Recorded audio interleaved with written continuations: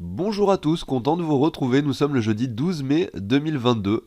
On a un Bitcoin qui est passé sous son seuil des 30 000 $, l'Ether également sous le seuil des 2 000 $. Donc oui, on a un marché extrêmement baissier et finalement le scénario qui s'est produit donc n'est pas forcément prévisible, on le sait. En revanche, il y a quelque chose qui se produit à chaque fois que la volatilité augmente très fortement sur le Bitcoin, comme c'était le cas ces derniers jours. Je vais essayer de vous exprimer ça comme ça sur le graphique directement. Vous avez à gauche finalement l'altcoin dominance, donc la valeur des altcoins par rapport au Bitcoin, et à droite tout simplement la valeur du Bitcoin en dollars. Et la volatilité du Bitcoin a fortement augmenté ici depuis le 5 mai, 6 mai, voilà. Et c'était le moment finalement où on avait cassé ce niveau de... Donc là on avait une ligne de support très pertinente sur lequel le cours venait s'appuyer à chaque fois. Et on peut mettre une sorte de zone comme ça, vous voyez, je viens chercher les mèches basses à cet endroit-là, comme ça. Voilà, c'était une sorte de zone de support très pertinente qu'il ne fallait pas céder si jamais on voulait voir un Bitcoin qui performait par la suite et qui avait effectivement une tendance bullish qui se confirmait. Ce qui n'a pas du tout été le cas, hein. Cette zone, donc j'ai matérialisé ici en violet, a été cassée par le bas ici le 5 mai et la volatilité du Bitcoin a fortement augmenté, ce qui est assez logique hein, quand on casse des lignes de support ou de résistance et qu'on sort d'une zone de travail, eh bien on a ce genre de choses qui se passent. Et là le Bitcoin a effectivement perdu depuis donc le 5 mai environ 35%. Donc là on est le 12 mai, ça fait en 7 jours 35% de baisse. Mais je vais zoomer quand même sur ces graphiques et vous montrer quelque chose d'assez intéressant qui s'est produit. On va reprendre cette bougie du 5 mai, voilà, et on va aller jusqu'au 10 mai. Voilà, donc ça c'est une période de temps de 5 jours. Ici, où le Bitcoin n'a fait que chuter. Pendant cette période de temps, on avait des altcoins qui, par rapport au Bitcoin, se comportaient bien. C'est-à-dire qu'en fait, on avait des altcoins qui suivaient simplement la tendance du Bitcoin. Alors ici, on voit que effectivement, les altcoins ont perdu 1% par rapport au Bitcoin. Ici, ils ont pris 1%, et effectivement, il y a des petites variations. Mais grosso modo, on avait des altcoins qui suivaient simplement le mouvement du Bitcoin. Jusqu'à ce que, finalement, donc c'était hier, le prix des altcoins s'est décorrélé de celui du Bitcoin, hein, tout simplement parce que on voit que les altcoins ont baissé, chuté par rapport au Bitcoin, et donc par rapport au dollar, hein, fortement, très fortement. Et on revient sur une zone de support très pertinente, long terme, dont on a parlé plusieurs fois sur la chaîne, mais ça on en reparlera après. Ce que je voulais vous faire remarquer simplement ici, c'est que effectivement ça se passe très souvent comme ça. On a dans un premier temps le Bitcoin qui chute ou qui grimpe en fonction du sens du marché, et derrière, on a un décalage avec des altcoins qui finalement suivent le mouvement, ici en l'occurrence quelques jours après, des fois ça peut être quelques semaines après, c'est pas forcément toujours pareil au niveau de la temporalité, mais c'est souvent comme ça que l'on observe les choses, c'est-à-dire tout d'abord le Bitcoin qui effectue son mouvement et les altcoins qui suivent juste après. Donc oui, quand on regarde le graphique de l'algo de dominance, on se dit que c'était un niveau sur lequel on pouvait revenir hein, tout simplement assez facilement. Ce qu'on n'avait pas forcément anticipé, mais en fait en réalité hein, le marché aime toujours faire les choses de façon extrême, de façon générale, de façon à choquer en fait les gens. Peut-être qu'il y a beaucoup de personnes qui aujourd'hui sont en train de se dire il faut que je sorte le plus vite possible de ce marché. Donc on peut dire que c'est probablement le début d'une capitulation hein, au niveau du marché crypto avec quelque chose qui peut entraîner une continuation baissière, mais bien sûr quelques rebonds. Il faut pas se dire qu'on va forcément là aujourd'hui. On peut pas dire qu'aujourd'hui c'est un bon moment pour vendre. Hein. Après autant de baisses, on peut pas dire que c'est un bon moment pour vendre. En revanche, il y a forcément des gens qui, dès lors qu'on va faire quelques bougies vertes, vont revendre leur crypto, ce qui va empêcher forcément le cours probablement de monter à nouveau. En tout cas pour l'instant. Et je suis assez convaincu aujourd'hui. En tout cas, c'est mon sentiment. Hein, c'est mon sentiment qu'effectivement on va entrer dans une phase baissière plus long terme aujourd'hui, pour ensuite se reprendre probablement après le halving ou pendant on va dire hein, la période où il y aura le halving du Bitcoin en 2024. On peut très bien, après le marché fera bien ce qu'il veut, c'est pas parce que depuis 2009 c'est les scénarios qui se produisent, c'est-à-dire des baisses lentes et douloureuses avant des reprises 2 ans après, hein, finalement peu de temps après le halving. Si on regarde le halving qui avait lieu ici sur le Bitcoin en 2020, c'était le 11 mai, si je ne dis pas de bêtises, le 11 mai, je vais essayer d'aller dessus, 2020, avril, mai, voilà, c'était ici. Donc vous voyez, le halving s'est produit quand même bien avant, enfin, quelques temps avant cette poussée fulgurante. Et là, ça pourrait faire quelque chose d'à peu près similaire. Hein. Regardez, on peut positionner le halving ici. Il aura lieu, hein, il est prévu entre le mois de janvier et le mois d'avril 2024. Donc je le mets en février, voilà, au milieu, entre les deux. Donc ça peut être long, vous voyez, ça peut être une chute qui dure longtemps. En tout cas, c'est ce dont à quoi il faudra probablement s'attendre hein, pour les prochains mois, prochaines années, parce que c'est ce que l'on a pu observer sur le Bitcoin depuis sa création, entre ses tops, ses niveaux de sommet et ses bottoms. Par contre, il faut comprendre que c'est pas parce que c'est une période de temps finalement où le marché baisse ou finalement l'intérêt diminue qu'il n'y a pas forcément de volatilité. Hein. je reprends un petit peu l'exemple du précédent crash, entre guillemets, ou je devrais dire plutôt la précédente latéralisation sur le Bitcoin, parce que oui, effectivement, ça a crash, donc on peut dire que ça, c'était une période de crash très très puissante, et que derrière, finalement, on s'est mis à latéraliser et à jongler entre deux bornes avant de performer. Donc c'est pas parce que nous entrons, pourquoi pas, dans une phase baissière ou voilà, une phase ennuyante sur le Bitcoin, finalement que c'est si ennuyant. On avait quand même une forte volatilité ici, on était passé de 6 000 à 3 000 $, donc moins 50% en quelques semaines. Derrière, on est passé de 3 000 à 14 000, ici, pareil, en 6 mois, je sais plus, on va voir, hein, entre le 10 décembre 2018 et le 1er juillet. Donc oui, en 6 mois, le Bitcoin a du coup pris un sacré pourcentage, hein, on pourrait le mesurer ici, 300-400% quand même. Donc il y avait de la volatilité quand même, il y avait un intérêt qui était moindre par rapport à celui qu'on a connu en 2021, mais effectivement, pendant cette phase de latéralisation, il s'est passé des choses. Donc même si là on a un crash qui se produit avec un Bitcoin qui retourne aux 20 000, il est fort à parier que de tout de même on ait des sortes de mouvements qui se produisent entre finalement les 60 000 pourquoi pas, hein, et les 20 000, peut-être qu'on peut revenir aux 40 000 sans problème, hein, qui sait, et ensuite attendre le prochain halving pour pourquoi pas imaginer par la suite un nouveau sommet. Il y a quelque chose d'intéressant qu'on peut essayer de faire ici, c'est de se mettre une ligne entre les deux halvings de façon très précise. Donc là, nous étions le 11 mai 2020, donc ça sera le 11 mai 2022 du coup. Tac, donc c'est à peu près la date actuelle, hein. C'est les niveaux actuels, c'est pour ça que je vous... mais ça, c'est parce que là, aujourd'hui, en fait, on est vraiment au niveau de la période de temps, pile poil entre les deux halvings. Et donc ça c'est intéressant, je trouve, en tout cas, de regarder ce qui s'était passé entre les deux halvings, également la fois précédente. Donc j'ai fait ce travail en off, hein, vous avez en violet les dates des halvings et en jaune finalement le pile poil la période de temps qui se trouve entre deux halvings.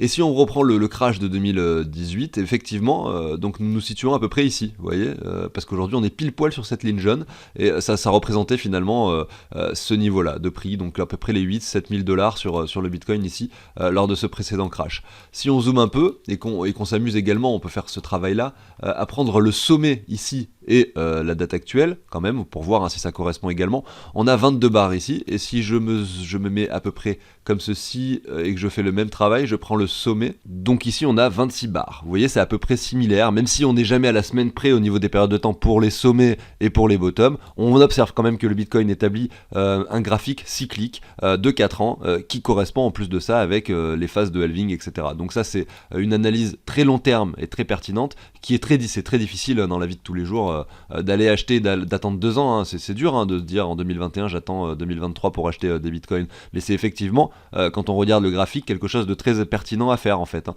Et aujourd'hui, quand on voit une capitulation du marché et beaucoup de monde probablement en panique avec leurs portefeuilles qui sont peut-être d'ailleurs en train de revendre, et le désintérêt total qu'on a dans les cryptos, on peut se dire qu'on arrive dans une période de temps où ça peut être très intéressant d'acheter du bitcoin, hein, comme c'était le cas bien sûr ici. C'était cette période de temps finalement, vous voyez. Je vais zoomer un peu sur ce graphique, mais voilà, on entre dans cette période de temps où il est intéressant d'investir dans les cryptos a priori pour du moyen long terme. Voilà, donc j'en ai fini pour l'introduction qui était très longue, et je m'en excuse, hein, j'ai peut-être parlé un peu trop. Mais quand on est dans des grosses phases de forte volatilité comme actuellement, hein, que ce soit à la baisse ou à la hausse, c'est toujours bien de se poser, de regarder le graphique long terme, voir ce qui s'est passé, essayer d'analyser un peu ces cycles pour prendre les décisions qu'il faut et mesurer ces décisions. Plutôt que d'aller voir les graphiques en 1 heure, vous voyez, aller sur le prix du Bitcoin et être en mode, voilà, j'essaye d'acheter les moindres rebonds, voilà, vous risquez de faire des bêtises en fait si vous essayez d'acheter ou de vendre pendant ces périodes de forte volatilité. Donc attention à ça. Donc ça y est, je vais vous passer l'introduction, on va voir pour commencer l'order flow, parce qu'on voit qu'on est venu liquider probablement du monde, parce qu'on allait chercher des niveaux de prix inférieurs aux 29 000, hein, qui était le niveau que le Bitcoin ne voulait pas casser par le bas ici au mois de juillet 2021. Et ensuite, on ira voir les altcoins. Donc pensez à l'abonnement et au like si le contenu de la chaîne vous plaît. Moi je vous dis à tout de suite.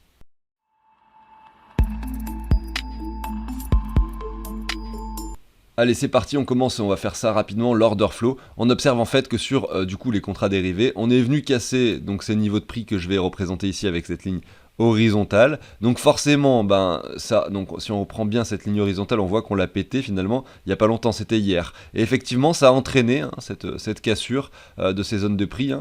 Un pic de liquidation, donc il y a beaucoup de personnes qui étaient à l'achat sur le marché, en tout cas sur les contrats dérivés, qui faisaient du trading et qui spéculaient sur le fait que le Bitcoin allait monter, qui se sont fait liquider. On a touché probablement beaucoup de stop loss, et effectivement on a l'open interest également qui a pas mal chuté. Donc ça c'est plutôt une bonne chose, on est allé chercher pas mal de liquidités, maintenant on est peut-être prêt pour avoir un marché en tout cas qui hésite pendant quelques jours, quelques semaines, avant de soit prendre une décision effectivement d'un retour sur les 40 000, parce qu'en fait regardez, hein, si on reprend le graphique du Bitcoin, je vais me mettre ici, je vais repasser en daily, tout simplement si on veut regarder un peu ce qui s'est passé, on a cette ligne là qu'on peut se mettre, donc effectivement si jamais le marché décidait de latéraliser un peu, il est possible tout de même qu'on voit un V-bottom se dessiner, avec un retour probable ici entre les 36 et les 40 000 dollars. Ça voilà, c'est une target totalement envisageable pour les jours, semaines qui viennent. Et bien sûr, pour que ce genre de pullback se produise et qu'on ait un Bitcoin qui revienne par là, il faudrait déjà trouver un bottom. Et là, c'est beaucoup trop tôt pour le dire parce que le point le plus bas ici a été atteint ce matin à 9h. Donc c'est encore beaucoup trop tôt pour estimer effectivement que nous sommes sur un point bas, que nous sommes sur un bottom. On va donc bien sûr regarder ça avec attention hein, les jours qui suivent. On va enchaîner maintenant avec les altcoins. On a des altcoins qui chutent énormément, on l'a vu tout à l'heure, hein, on en a parlé en début d'émission. On revient sur une ligne pertinente long terme, en tout cas sur le graphique de l'altcoin dominance. Donc on est plutôt sur une zone d'achat ici finalement. Donc en fait, on peut se dire que c'est plus intéressant aujourd'hui d'acheter des altcoins probablement que du Bitcoin, aussi bizarre que ça puisse paraître. Pourquoi ? Parce que les altcoins reviennent, en tout cas chercher par rapport au Bitcoin, à un niveau de support très pertinent. Malgré tout, attention, on peut très bien l'enfoncer, regardez, il y a eu ces deux mèches d'excès ici, on peut très bien même aller chercher une zone de prix plus basse, donc attention, on n'est pas à l'abri d'avoir des altcoins qui continuent de chuter. Je veux simplement dire qu'on revient sur un niveau pertinent d'achat, et c'est pour ça que nous, on va continuer à en acheter avec notre portefeuille fictif, et ça me permet d'enchaîner d'ailleurs avec ça. Alors on est dessus, effectivement les altcoins comme je le dis ont pris très très cher. Et donc ce portefeuille qui était initialement composé de 2400 dollars, eh bien on en a consacré la moitié déjà sur l'achat des altcoins, et il en reste un peu plus que la moitié, même 1440 encore en dollars qui sont disponibles pour investir. Donc c'est là en fait c'est là tout l'intérêt de garder de la liquidité au fur et à mesure du temps, d'acheter par palier, de sélectionner des altcoins comme ça. Ça permet de faire moins de bêtises en fait, parce que si vous allez acheter les 2400 dollars à un instant T précis sur un seul altcoin, effectivement aujourd'hui, vu que la plupart d'entre elles ont pris moins 40, moins 50%, vous auriez vu votre portefeuille à moins 40, moins 50% ces 3 dernières semaines. Là c'est pas le cas puisqu'on achète par palier sur des niveaux qui nous sont pertinents petit à petit, et au fur et à mesure que ça baisse, on continue de recharger. Et si ça monte, c'est pas grave, on profite quand même de la hausse puisqu'on en a quand même acheté déjà au départ. Et ici on a moins 16% sur ce portefeuille qui a donc 3 semaines, 4 semaines environ, ce qui représente moins 360 € sur les 2200 € grosso modo initiaux. Et aujourd'hui on va pouvoir continuer nos analyses, hein. J'avais fait une sélection de 200-300 altcoins. Et on débute avec Omisego, qui avait fait un sommet ici en 2018, aux alentours des 27 dollars, pour se retrouver aux alentours des 1 dollar en février 2019, en décembre 2019, etc. Et en 2021, effectivement, il a connu un mouvement aussi assez important. D'ailleurs, on va reprendre ce mouvement, on va regarder ce qui se passe actuellement. Il a touché, hein, donc ici c'était le sommet en novembre, donc il n'y a pas si longtemps finalement, les 20 dollars. Et aujourd'hui, il revient sur le prix des 2 dollars. Donc oui, les cryptos c'est comme ça, c'est très volatile, hein. On peut avoir des 20 dollars et ensuite revenir sur les 2 dollars, vous voyez, 4 mois après.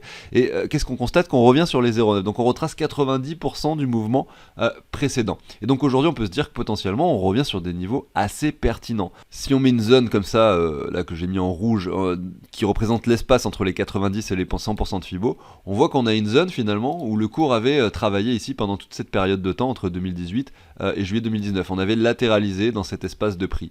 Et on voit qu'on est en train de le réintégrer. En tout cas, on est pile poil dessus. Donc pour moi, mettre un palier d'achat ici, c'est intéressant. Effectivement, en fait, on attend plusieurs choses pour ce portefeuille fictif. On établit un palier d'achat si jamais on atteint la zone de rechargement de la hausse précédente. Donc la zone, elle a été dépassée et explosée par le bas même, hein, puisque ça représentait les 4,35$ aux 7,88$.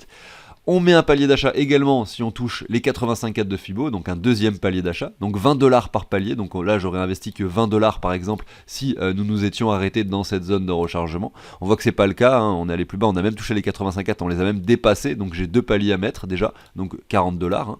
Et ensuite, si jamais on vient nous dessiner une structure, c'est-à-dire une sorte de W qui se produit comme ça, et bien à ce moment-là, j'investirai le troisième palier sur Omisego. Mais là, c'est pas du tout encore d'actualité. Le troisième palier, on le fait vraiment en cas de confirmation que potentiellement un marché haussier peut se produire. Mais ça peut prendre beaucoup de temps. Hein. Effectivement, on peut rentrer dans cette zone, latéraliser un moment, avant enfin de dessiner une structure propre qui indiquerait pourquoi pas une future hausse. Et ensuite l'objectif de revente, parce que là c'est bien beau de faire des achats, mais il faudra bien se trouver des endroits où prendre des profits, et bien ça sera cette zone de rechargement de short, hein, située ici entre les 2,91$ et les 15 $.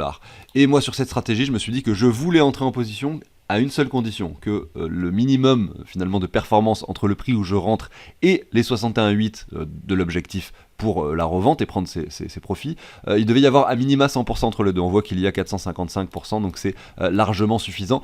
Aucun problème pour moi donc d'investir $40 sur Omisego. Je vais les rajouter à ce portefeuille fictif tout simplement. Donc ça c'est un petit tableau que j'ai créé, si vous voulez en savoir plus dessus, n'hésitez pas à aller voir dans la description, vous pouvez également l'obtenir, hein, mais là je vous en dis pas plus, je vous laisse y jeter un œil. Donc comment ça marche en fait là, donc je vais ajouter Omisego sur ce tableau, je marque simplement OMG, vous allez voir son prix va s'afficher en dollars et en euros ici. Donc ça met voilà quelques secondes à s'afficher. Et derrière je vais pouvoir calculer donc combien font là, du coup Omisego c'est ajouté là, je vais pouvoir savoir combien fait $40. $40 ça représente donc 16,8 Omisego. Et du coup bah voilà, de façon naturelle je vais pouvoir simuler l'achat. Donc là ce que je vais faire c'est que je vais marquer 8,4 sur les deux colonnes. En réalité moi j'ai pas conçu le tableau que pour ça à la base, mais moi vu que là je fais un portefeuille fictif effectivement, et pour me rappeler que j'ai bien mis deux paliers sur Omisego, je fais comme si je faisais deux achats ici. En réalité les colonnes c'est pour indiquer les plateformes. Vous avez par exemple Binance, Coinbase, Crypto.com, et vous allez indiquer les soldes de crypto que vous avez sur chacune de vos plateformes. Ça va faire le total et ça va vous indiquer, donc du coup vu que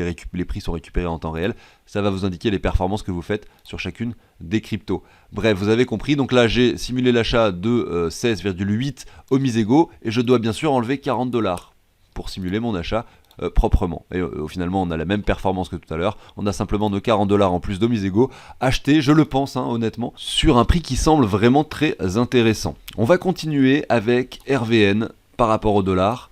Donc gros retracement également, hein. En fait en ce moment on a vraiment une capitulation totale sur les altcoins, on le voit sur leur graphique de façon instantanée, hein. Si je récupère par exemple toute la hausse de RVN qui a eu lieu pareil en 2021, qui a été d'ailleurs très fulgurante hein, cette hausse, elle avait principalement eu lieu lors de la semaine du 15 février. Les altcoins en tout cas assez faiblement capitalisés peuvent voir des fois hein, en une semaine des performances très extrême. Et c'est vrai que c'est très compliqué de prendre des profits quand on voit ça, mais il le faut, hein. Quand vous avez un 1300% sur une crypto, il faut savoir prendre des profits. À minima récupérer son investissement de départ, ou bien sûr pourquoi pas même se prendre des plus-values pour aller investir dans d'autres choses. Mais surtout, lorsque vous avez des bougies vertes comme celle-là, il est très important de se sécuriser. Parce que derrière, on voit hein, que les marchés peuvent être baissiers très longtemps, pendant plusieurs mois, plusieurs années même des fois, pour revenir retracer l'ensemble du mouvement précédent. Donc c'est important de faire ce genre de choses. Et donc aujourd'hui, qu'est-ce qu'on voit sur RVN? On voit qu'on revient sur le prix des 2 centimes après avoir touché les 30 centimes. On a finalement cette zone de prix qu'on vient retester. Finalement, c'est assez similaire à l'Omisego, hein. On peut se mettre cette zone de travail sur un rectangle rouge de la même façon, qui représente la neckline hein, ici de ce W qui s'était dessiné sur une période de temps assez longue entre le 24 février 2020 et le 25 janvier 2021, donc quasiment une période d'un an ici hein, sur lequel le RVN a latéralisé avant d'avoir... Et on peut aisément comprendre que les gens qui étaient sur le RVN ici et qui ont vu cette crypto-monnaie chuter, donc entre le 3 juin ici et le 2 novembre 2020, donc c'était le 3 juin 2019, donc sur une période de 1 an et demi en fait, ils ont vu le RVN chuter, même s'ils étaient à fond sur le projet. Je peux vous dire qu'il y en a beaucoup ici qui sont peut-être sortis hein, de cette crypto et qui ont peut-être même revendu à perte cette crypto juste avant peut-être qu'il y ait ce mouvement énorme. C'est très compliqué, hein. Des fois il faut être très patient et juste se dire que voilà, ben, si je hold pour jusqu'à ce que cette performance ait lieu. Si elle n'a pas lieu, tant pis, mais vraiment je hold jusqu'à ce qu'elle ait lieu. Mais il ne faut pas se sentir finalement biaisé ou lésé quand on a ce genre de baisse. Si on a acheté ici, c'est très compliqué, attention, hein. Ne jamais acheter après des 1000%, bien sûr, il y en a qui le font, ben, forcément. Si le prix monte, c'est qu'il y a beaucoup d'acheteurs ici. Donc il y en a plein qui sont coincés ici, hein, en tout cas qui étaient coincés, qui le sont peut-être encore avec RVN qui divise son prix par 50 hein, ici. Hein. Regardez, non pas par 50, mais par 15 en fait. Ouais. On a touché les 30 centimes, on est revenu aux 2, donc par 15 en fait. Donc si on revient à notre stratégie hein, et qu'on revient à nos moutons directement, on peut constater qu'on est probablement sur une zone de prix où on va pouvoir déclencher un achat sur RVN. Notamment dans un premier temps parce que nous avons dépassé cette zone de rechargement. Et en plus parce que nous avons dépassé les 85,4. Donc oui, il y a 2 paliers à mettre. Et derrière, il va simplement falloir attendre tranquillement une structure qui se produit. Si jamais RVN enfonce les prix précédents pour aller chercher des niveaux inférieurs, alors est-ce que c'est possible déjà? Parce que je ne sais pas quel était le prix ici, mais il avait l'air d'être super faible, hein, 1 centime. Oui, si le RVN vient chercher des prix inférieurs à 1 centime, oui, c'est possible. On attendra qu'il y ait un W, et si un W se produit, on fera notre 3e palier d'achat, sur un prix encore beaucoup plus faible qu'actuellement. Mais quand je vois ça, je me dis que là, peut-être, on peut d'ores et déjà latéraliser, peut-être même rebondir sur les niveaux actuels sans réintégrer cette zone rouge, latéraliser pendant une certaine période de temps, pour ensuite avoir une performance intéressante. Donc mettre un palier maintenant, ça semble pertinent quand même quand on regarde ce graphique. Désolé pour tous ces traits à l'écran. Donc je vais pouvoir simuler mon achat de RVN également, RVN. Tac. Je l'ajoute au portefeuille fictif. On avait décidé au début qu'on voulait mettre 40 crypto-monnaies dans ce portefeuille. Il va falloir que je compte combien il y en a. Est-ce que ça peut me dire le nombre de cellules que je sélectionne? 28. J'ai 28 cryptos pour l'instant. Donc on en a encore 12 à acheter après le RVN. Voilà, donc j'ai fait comme tout à l'heure, j'ai simulé l'achat, j'ai retiré 40$ et j'ai ajouté les RVN, et donc voilà, on a bien ce qu'il faut ici. On va pouvoir enchaîner avec la crypto-monnaie suivante, il s'agit regardez, de BNT, je suis d'ailleurs déjà dessus. Et ici pareil, hein, gros retracement, on se demande si c'est pas un niveau opportun pour acheter des altcoins, hein, on le voit sur l'altcoin dominance. Et d'ailleurs, on va pas se mentir, on le voit également sur la plupart des altcoins, même si on est en pleine bougie rouge et qu'on ne sait pas voilà, où le bottom sera trouvé, on peut estimer que peut-être, après une chute telle que l'on a connue ici depuis le 15 mars 2021 sur le BNT, eh bien à un moment donné, on va latéraliser pour peut-être, pourquoi pas, se reprendre. Et on va bien sûr dans un premier temps regarder ce retracement, hein. Qu'est-ce qui s'est passé. Vous voyez, c'est assez simple en fait, c'est une stratégie où il n'y a pas forcément d'être un pro d'analyse graphique, hein. On utilise un outil, hein, c'est le Fibo, on le positionne comme ça sur le point bas et sur le point haut, et on essaye d'observer les niveaux. D'ailleurs, on voit que là, ici, il y avait eu une sorte de, voilà, c'était en juillet 2020, il y avait une sorte de mini alt season avant le réel bull run du Bitcoin et des crypto-monnaies de 2021. Et lors de cette mini alt season, eh bien, il y avait également des coups à jouer, hein, notamment ici, sur des retracements, des achats, pourquoi pas, à effectuer. Regardez ici, on est revenu jusqu'au 85.4 également, vous voyez. On n'a pas construit de structure propre, puisqu'on a fait une sorte de V-bottom ici pour aller chercher des nouveaux sommets très rapidement. Mais clairement, il y a toujours des coups à jouer. C'est pour ça que d'ailleurs, hein, je mets des premiers paliers avant finalement les confirmations de structure. Parce que on le constate souvent aussi sur les altcoins par rapport au dollar, des fois les structures ne se produisent pas, on a des V-bottom et des performances extrêmement bullish directement.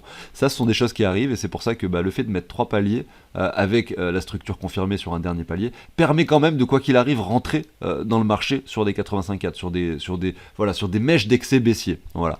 Donc ça, c'est pour ça également que je procède de cette façon. Bref, ici, donc on va reprendre, je reviens sur directement le graphique. Je reprends toute la hausse sur le BNT, je vois qu'on est sur les 85.4 à cet endroit-là, je récupère cette baisse et j'essaye d'imaginer. Donc admettons que là ce soit le bottom, ce qui est peu probable, hein. Il y a des chances qu'on aille quand même plus bas que les niveaux actuels, parce on est sur une bougie rouge, on ne sait pas quand est-ce qu'elle va s'arrêter. Et bien l'objectif de revente sera ici au 6,24$. Et si je prends le cours actuel et que je regarde ça, on a 300%, 350, donc on est bon, on peut investir dans le BNT et se mettre 2 paliers comme sur les crypto-monnaies précédentes. Voilà, c'est fait, j'ai simulé mon achat de BNT, j'en ai donc 40$, j'ai également enlevé 40 USDT.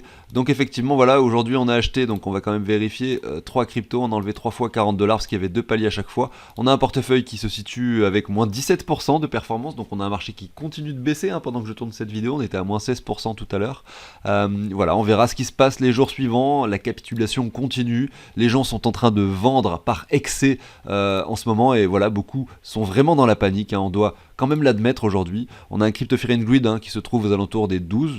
Et ce Fear and Greed, quand même, il faut le dire, hein, parce que souvent on dit Crypto Fear and Greed, etc. Oui, mais c'est vrai, mais là, c'est vraiment le Fear and Greed du Bitcoin, pas des altcoins et pas des cryptos en général, en fait. Donc c'est peut-être, en fait, c'est un abus de langage de dire le Crypto Fear and Greed, c'est plutôt le Bitcoin Fear and Greed, finalement. Voilà, donc c'est vrai que j'aimerais bien aussi, je sais que c'est possible de l'avoir, il faudrait que je fasse quelques recherches, le Fear and Greed des altcoins, principalement. Ça pourrait être intéressant de voir, hein, comment est-ce que se trouve le sentiment de marché des altcoins. Le Bitcoin, effectivement, se tient plutôt pas mal, ou du moins est sur un niveau de support pertinent et ne chute pas tant que ça en ce moment par rapport aux altcoins qui eux sont en train de tomber vraiment dans les enfers, hein. On le voit au niveau des performances journalières, hein. Donc enfin, c'est ce qu'on a vu finalement tout à l'heure au début de l'émission, hein. Le Bitcoin a vraiment commencé à chuter à partir du 5 mai. Les altcoins ont vraiment commencé à chuter à partir du 10 mai. Donc 5 jours après, ça fait 2 jours que les altcoins sont en chute libre, hein. Mais le message que je voulais faire passer pour la fin de cette émission, c'est qu'il ne faut pas forcément céder à la panique. Et il faut bien sûr se poser les bonnes questions. Est-ce qu'aujourd'hui, avec une chute